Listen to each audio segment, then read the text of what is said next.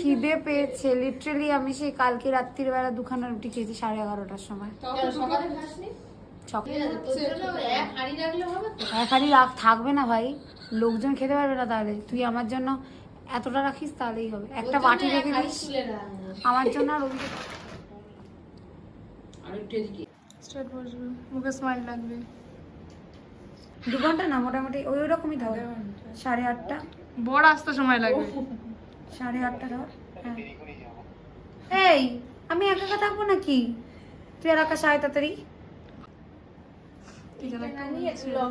Long আছে তো। কি